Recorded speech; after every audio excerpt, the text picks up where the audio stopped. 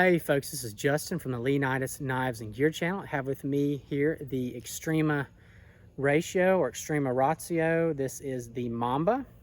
It's one of the smaller fixed blade knives made by Extrema Ratio in Italy. And for those of you who follow my channel, you'll know that I made a initial impressions or first impressions video of this knife, and I finally got around to going out doing some testing with this little knife. I had a really good time with it, enjoyed my experience, and so this video is going to be my review portion, which is I go over the basic specifications briefly, talk about what I like about the knife, maybe there were some things that I didn't like, and then following this video, the next upload will be the actual testing footage of this knife, and that's just kind of how I broke in these type of knife Here is the box that you get with the Extrema Ratio or Extrema Ratio Mamba. Really nice package. So if you were to gift this knife to someone, they'd be getting a really attractive setup, and for a high-end knife, this is something that I think is really great to see, especially like I said, if you're going to gift it to someone. Here's the information on the side, the Mamba in Ranger green, and this knife comes in several different colors: black, I believe a desert, and then the Ranger green. And I really like this green. Very lovely color, looks great. So I will go ahead and just talk about actually I'm going to talk about the sheath system first, which is extremely unique. I will say that I read this it is a locking latch system that has been used on dive knives out there before and other specialist type knives, and it is a very functional system, and you can hear an audible click when it locks in. It's got a metal tab, it locks into the jimping on the spine, and it is absolutely rock solid. And the sheath is a really streamlined setup, and it is designed, go ahead and take a close-up without the knife, it's designed to slide into PALS webbing on your molly gear. And I'll take off these little clips. And so what you do is you take the sheath, you slide it into the PALS webbing, your 1-inch wide webbing, and then you take these clips and clips are locking tabs, and then they just seat on there, lock your knife into place on your gear. And it's a very streamlined, low profile system, and I found it does work really well. It is a bit of a pain to get these set up, especially if you've got, you know, the webbing is tight on your gear and you slide this in, you got to work these under and kind of lock them in place. It's doable. It can be a little frustrating, but that's, you know, that's just how some things are to set up. Once you got them set up, you're good to go. Drawbacks, I wanted to say major drawbacks. One of them is very major. If you decide to, or accidentally put the knife in here with the edge against that steel locking tab, and you can, you know, you can shove it in there. If you do it with some force, you are going to roll over and pretty much destroy that edge of your knife. And I did do that one time after I got this knife, and man, I really screwed that edge up. So that's a fairly big drawback. I mean, you know, is it a game changer or a game loser? I mean, in some situations, possibly, but it's just something to be aware of, that, you know, maybe if you're fatigued or tired, that you want to be extra cautious when sending this knife back home into the sheath. And then the other drawback, which I would say is not major, is there's no belt loop or belt clip on the system.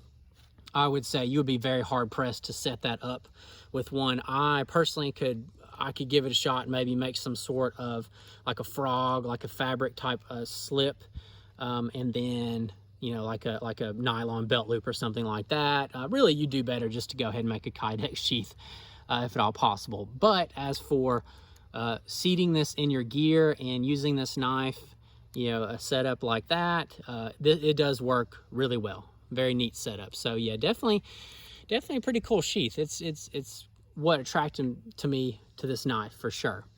Now the knife itself is overall, it's just a hair over 9 inches. It's close to like 9 1/4. The blade and the handle are both around 4.5 inches long. So overall, it's a pretty well balanced knife. Tonto point, so it gives it a lot of good strength and structure on that blade. Got a nice flat grind, and what's also really cool is that lovely fuller that goes all the way down into the handle, which is interesting. I have not came up with, I haven't heard exactly what the deal was with that. I can tell you, it's very likely it's just a weight reduction, but it's interesting nonetheless. Is it a deal breaker? I would say no. It's just a minor, something different. But got the jimping on top. I will say the jimping here, it's good.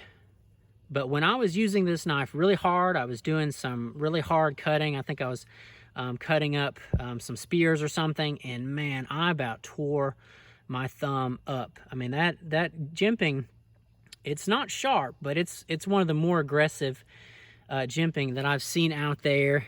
And then that leads into your 4-preen handle, which, now the handle itself, the material, that's like a rubberized 4-preen, comfortable. There's not much. It's very slimlined. You see how it's bolted in there, and then the tang comes out of the bottom. Comfortable, but wow, that spine with the jimping, because there's that, where the sheath locks in, but my goodness, that was a little rough. I will tell you that. It's a comfortable knife, but it's got a hot spot there if you put your thumb on that and you do some push cutting. My goodness. And but yeah, it's overall, it is a high quality premium steel knife. It uses the N690 Austrian Bowler steel. So they were not playing around. The Extrema Ratio knives use some of the best steel in the world, so it's good steel. I do want to note, when I was doing those push cuts as well, the 4-preen, it was actually kind of moving around on me. See, I can get my index finger and pull that up, because there's only the one bolt or screw that attaches that 4-preen handle to the full tang of the knife. So I think when I was push cutting, I was actually pushing my thumb into the jimping real hard, and then the rubber started coming up. Didn't damage the knife at all, but it was slightly uncomfortable.